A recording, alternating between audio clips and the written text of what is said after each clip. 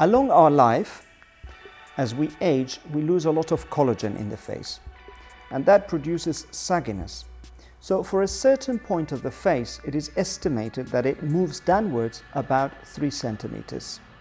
Some years ago, there was a new technique, a new surgical technique for lifting the face or lifting the skin of the face. This was called the lifting or the rhytidectomy. A surgical lift implies that we have to cut the spare skin close to the ears or to the earlobe and pull the skin backwards. The problem of this technique is the bruising, the complications, and also that there is a nerve called the facial nerve, very important for the movement of all the muscles that we can break. 12 years ago, there was a new technique which was not surgical that implied the insertion of a thread. This thread was called aptos, meaning anti-ptosis or anti-sagginess. The problem with these threads was that the material it was composed of was inorganic and our body wasn't able to destroy or absorb it. So on the long term, we could have adverse reactions. Today, we have other materials that we use for threads for lifting the face. It's a very simple technique, and we need a product that is absorbed by the skin of the face.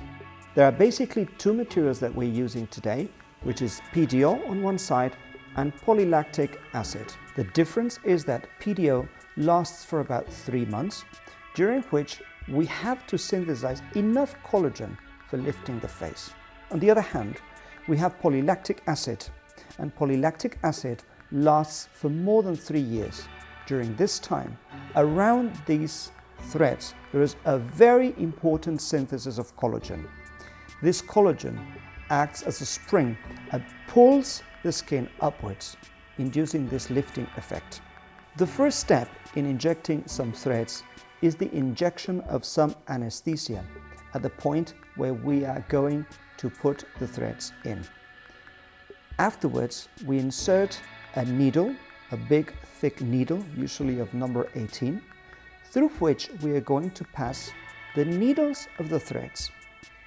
Once we have these needles, we have to put them throughout the skin, looking for the place we need to lift up or we need to pull. The needles go underneath the surface of the skin, over the muscles, and in a plane that is more or less where the fat tissue is located.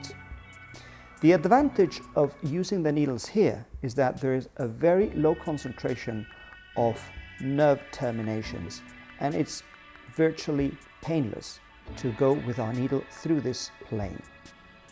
We search for the point that we want to lift, and we come out pulling all the needle and all the threads outside.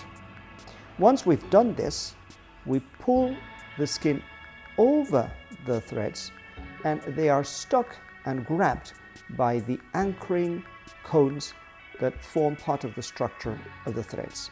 What we see in our patients is that after some time, they love the aspect, and many of the friends tell them, "You look very nice."